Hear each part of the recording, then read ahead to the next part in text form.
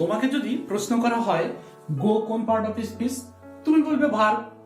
Good কোন part of speech, তুমি বলবে অ্যাডজেক্টিভ। এন, তুমি বলবে এন তো একটি আর্টিকেল, আর আর্টিকেল মানেই অ্যাডজেক্টিভ। অ্যাভাব, অ্যাভাব তো নিঃসন্দেহে প্রিপজিশন। দেখো আমি বলবো তুমি রং, তুমি টোটালি ভুল, একদম ভুল। লক্ষ্য করে দেখো, গো মানে যাওয়া, এটি একটি কাজ করা বোঝাচ্ছে, তার মানে এটি একটি ভার্ব। গুড বলতে কোনো একটি দোষ বা গুণ বোঝাচ্ছে, সুতরাং এটি একটি অ্যাডজেক্টিভ। এই টেন্ডেন্সি মাথায় রাখা যাবে না। যদি তুমি আইডেন্টিফাইং পার্ট অফ স্পিচ করতে চাও, অর্থাৎ পার্ট অফ স্পিচ সঠিকভাবে নির্ণয় করতে যাও, সেক্ষেত্রে এই ধরনের টেন্ডেন্সি বা প্রবণতা যদি মাথায় রাখো, তাহলে প্রতিযোগিতামূলক পরীক্ষাতে কিন্তু খুব সহজে তুমি ভুল করবে এবং একটি কাঙ্ক্ষিত নম্বর হারাবে। আমাদেরকে মনে রাখতে হবে যে বাক্যের অর্থ অনুযায়ী নয়, বাক্যের কাজ বা ফাংশন অনুযায়ী আমরা পার্ট অফ স্পিচকে নির্ণয় করব। পার্ট অফ স্পিচ আইডেন্টিফাইং এর ধারাবাহিকতাতে শুরুতে আজ আমরা নাউনকে নিয়ে শিখব, কিভাবে আমরা একটি সেন্টেন্সে নাউনকে খুব সহজে আইডেন্টিফাই করতে পারি, সেই বিষয়টি আজকে আমি আলোচনা করব। আমি এই বিষয়টি আবারও বলছি যে আমি বলছি গো, গুড, অ্যান্ড, অ্যাভাব, এগুলো সব নাউন। কেমন করে এগুলো সব নাউন, আসো দেখা যাক। যেটি বলছিলাম যে আমরা একটি সেন্টেন্সের নাউন আইডেন্টিফাই করব। আমরা সাধারণত তিন ভাবে নাউন আইডেন্টিফাই করতে পারি একটি সেন্টেন্সে। সেটি হচ্ছে সাফিক্সের মাধ্যমে, ফাংশনের মাধ্যমে, আর একটি হচ্ছে এক্সেপশন, ব্যতিক্রম। আমি তিনটি বিষয় খুব সহজ করে আলোচনা করার চেষ্টা করব। ভিডিওটি মনোযোগ দিয়ে লক্ষ্য করো। আমি আশা করব আজকের পর থেকে তোমাদের যে কোনো একটি সেন্টেন্সের নাউন আইডেন্টিফাই করতে আর কখনোই ভুল হবে না, ইনশাআল্লাহ। এটি একটি চ্যালেঞ্জ, আমার সাথে থাকো। লক্ষ্য করো, শুরুতে আমি লিখেছি সাফিক্সের মাধ্যমে। তোমরা জানো শব্দের শেষে এক বা একাধিক অক্ষর যোগ হয়ে নতুন যে শব্দ গঠন করে আমরা তাকে সাফিক্স বলে থাকি। আমরা যদি এইভাবে বলি ড্রাইভ, ড্রাইভ একটি শব্দ, আমরা যদি এর সাথে আর যোগ করে দিই তাহলে কিন্তু আর একটি সাফিক্স এবং এটি কিন্তু একটি নাউন হয়ে যায়। অর্থাৎ আমরা দেখতে পাচ্ছি কিছু কিছু নির্দিষ্ট সাফিক্সের মাধ্যমে আমরা নাউন যেমন চিনতে পারি, আরেকটা জিনিস আমরা চিনতে পারি নাউন, সেটি হচ্ছে ফাংশনের মাধ্যমে। এটির আলোচনা একটু বিস্তারিত, এই আলোচনাটি আমি এখন ধীরে ধীরে করার চেষ্টা করব। এখন আমার সাথেই থাকো। ওকে, যেটি বলছিলাম, প্রথমে আমরা ফাংশন দেখে কিভাবে নাউন চিনবো সেটি নিয়ে কথা বলি। এরপরে আমি আরো একটি বিষয় নিয়ে কথা বলবো এবং সবশেষে গুরুত্বপূর্ণ ব্যতিক্রম কিছু বিষয় নিয়ে কথা বলবো। লক্ষ্য করো, আমি লিখেছি সাবজেক্ট, অর্থাৎ সাবজেক্ট হিসেবে যদি কোনো শব্দ বসে থাকে নিঃসন্দেহে সেটি নাউন কিংবা প্রোনাউন। এই বাক্যে লক্ষ্য করে দেখো, অবনী লাইকস গার্ডেনিং, এই বাক্যে সাবজেক্ট অবনী, সুতরাং অবনী একটি নাউন। দ্বিতীয় বাক্য লক্ষ্য করে দেখো, সাবজেক্টিভ কমপ্লিমেন্ট, অর্থাৎ যদি কোনো সাবজেক্টের কমপ্লিমেন্ট বসে সেটিও কিন্তু নাউন হয়ে থাকে। যেমন ওবায়েদ ইজ এ টিচার, এখানে টিচার কিন্তু ওবায়েদ সাবজেক্টের কমপ্লিমেন্ট, সুতরাং এটিও একটি নাউন। আবার দেখো অবজেক্ট, অবজেক্ট হিসেবে যে শব্দটি বসে সেটি নাউন কিংবা প্রোনাউন হয়। যেমন শি ইটস আ ম্যাঙ্গো, এখানে কিন্তু এ ম্যাঙ্গো হচ্ছে একটি নাউন। আবার অবজেক্টিভ কমপ্লিমেন্ট, অবজেক্টের কমপ্লিমেন্ট বসতে পারে। এই বাক্যটিতে দেখো উই মেড হিম ক্যাপ্টেন, এখানে হিম একটি অবজেক্ট এবং এর কমপ্লিমেন্ট হচ্ছে ডিরেক্টর, সুতরাং ডিরেক্টর শব্দটি একটি নাউন। আবার দেখো অবজেক্ট টু প্রিপজিশন, মনে রাখবে প্রিপজিশনের পরে যদি একটি মাত্র শব্দ থাকে তাহলে অবশ্যই সেটি নাউন হয়ে থাকে। আর যদি প্রিপজিশনে প্রোনাউন বসে তাহলে কিন্তু প্রোনাউনটির অবজেক্টিভ ফর্ম বসে, এটি মনে রাখবে। তাহলে এখানে স্কুলটি নাউন। আবার দেখো জিরান্ড কিন্তু সেন্টেন্সে ফাংশন অনুযায়ী নাউন হিসেবে বসে, যেমন স্টপ রাইটিং, রাইটিংটি একটি জিরান্ড এবং এটি একটি নাউন। আবার দেখো ইনফিনিটিভ, ইনফিনিটিভ কিন্তু একটি সেন্টেন্সে সাবজেক্ট হিসেবে যখন বসে তখন কিন্তু সেটি নাউন হিসেবে ব্যবহৃত হয়, যেমন টু ওয়াক, এখানে এটি একটি নাউন। আবার দেখো আমি লিখেছি অ্যাডজেক্টিভ, অর্থাৎ এই যে রিচ, এই শব্দটি কিন্তু একটি অ্যাডজেক্টিভ। আমরা জানি অ্যাডজেক্টিভের পূর্বে কিন্তু আমরা আর্টিকেল ব্যবহার করি না। যদি আমরা অ্যাডজেক্টিভের পূর্বে আর্টিকেল দিয়ে ব্যবহার করি তাহলে কিন্তু সেটি কমন নাউন হয়ে যায় এবং প্লুরাল হয়ে যায়। সুতরাং দি রিচ, এখানে রিচটি কিন্তু একটি নাউন এবং কমন নাউন, এবং সে কারণে কিন্তু আমি ভার্ব আর ব্যবহার করেছি। আরেকটি বিষয় দেখো ক্লোজ, তোমরা জানো ক্লোজ বাক্যাংশ।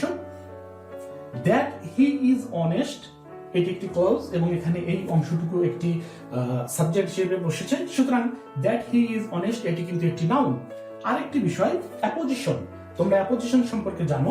অ্যাপোজিশন কিন্তু সাবজেক্টিভ হতে পারে। আমি দুটি বাক্য লিখেছি, লক্ষ্য করে দেখো, Obaid comma teacher of this college comma is good, এক্ষেত্রে টিচার অফ দিস কলেজ এটি একটি অ্যাপোজিশন এবং এটি কিন্তু একটি নাউন। এটি সাবজেক্টিভ অ্যাপোজিশন।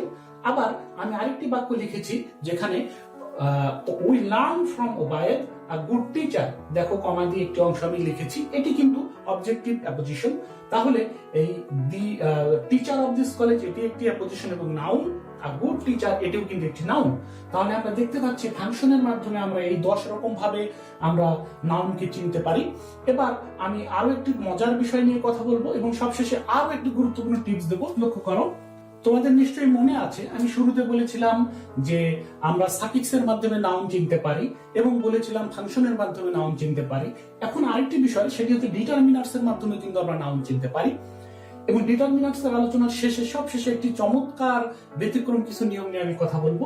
ডিটারমিনার্স সম্পর্কে যদি বুঝতে সমস্যা হয়, আমার চ্যানেলে দেওয়া আছে যে ডিটারমিনার্স এর ভিডিও, তোমরা দেখে নিতে পারো। সাধারণত এই 5 রকম শব্দগুলোকে আমরা ডিটারমিনার্স বলে থাকি। একটি হচ্ছে আর্টিকেল, অর্থাৎ A N the. A N দি এর পরে যদি একটি মাত্র শব্দ থাকে তাহলে সেটি অবশ্যই নাউন হয়। ডেমনস্ট্রেটিভ, অর্থাৎ দিস, দ্যাট, দিস, দোজ, এই শব্দগুলোর পরেও যদি একটি মাত্র শব্দ থাকে বা যে শব্দটা থাকে সেটি কিন্তু নাউন হয়ে থাকে। পসেসিভ, যেটাকে আমরা প্রোনোমিনাল অ্যাডজেক্টিভ বলে থাকি, পসেসিভ অ্যাডজেক্টিভ বলে থাকি, এটির পরেও যে শব্দটি আসে সেটিও কিন্তু নাউন হয়ে থাকে।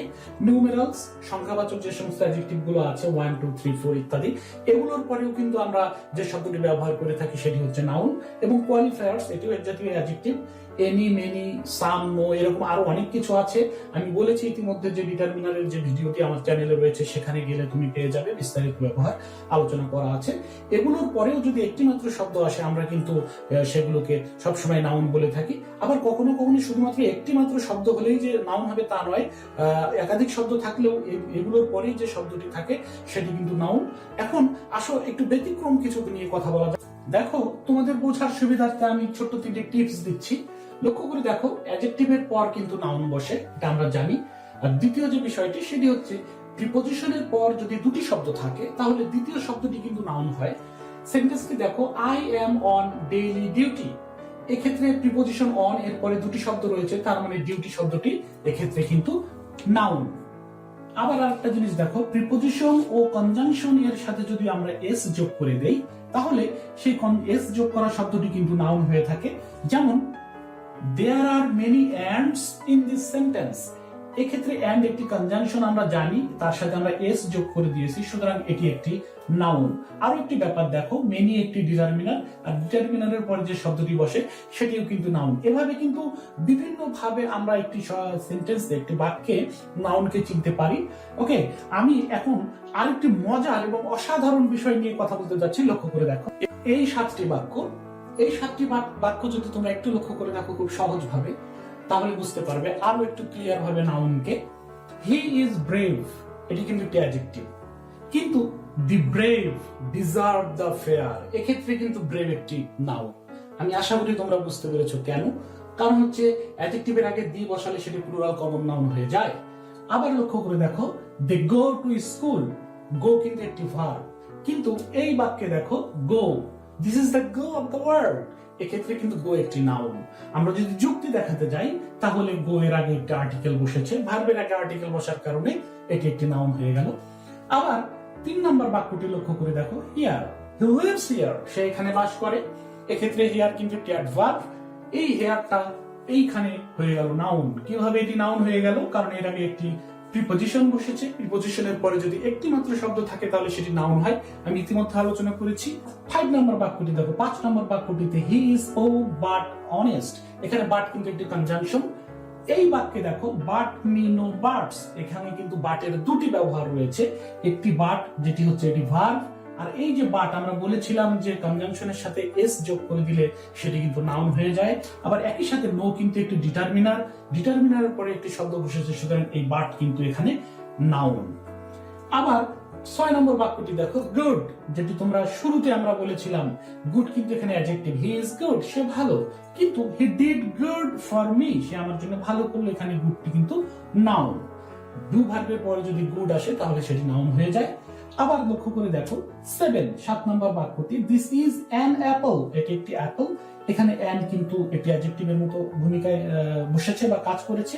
আর পরের বাক্যটি দেখো, an is used before a vowel, এখানে অ্যান কিন্তু একটি সাবজেক্টের মতো বসেছে, আর সাবজেক্ট মানে নাউন বা প্রোনাউন, সুতরাং এটি একটি নাউন। শুরু তাহলে খুব সহজেই বুঝতে পারছো তোমরা যে একটি শব্দ একটি বাক্যে বিভিন্ন ভাবে বিভিন্ন সময়ে বসতে পারে। একটি শব্দের নির্দিষ্ট কোনো পরিচয় নেই। আমি প্রায় বলে থাকি যে একজন মানুষের যেমন বিভিন্ন রকম পরিচয় রয়েছে, একটি শব্দেরও কিন্তু বিভিন্ন রকম পরিচয় রয়েছে। আমরা একটি শব্দের পরিচয় দেখে, পরিচয় তার কাজ দেখে কিন্তু নির্ণয় করব এটি কোন পার্ট অফ স্পিচ, এটি কি নাউন নাকি এটি অ্যাডজেক্টিভ নাকি এটি অ্যাডভার্ব নাকি এটি অন্য কোনো পার্ট অফ স্পিচ। আগেই চোখে দেখেই অন্ধের মতো বলে দেওয়া যাবে না এটি গো, সুতরাং এটি কাজ বোঝাচ্ছে, এটি একটি ভার্ব। আবার ওয়াটার এটি একটি নাউন, এটি তো একটি ম্যাটেরিয়াল নাউন না, ওয়াটার কিন্তু অ্যাডজেক্টিভ হতে পারে, ওয়াটার কিন্তু ভার্ব হতে পারে। এই সমস্ত বিষয়গুলো নিয়ে পরে আমি আরো আলোচনা করব।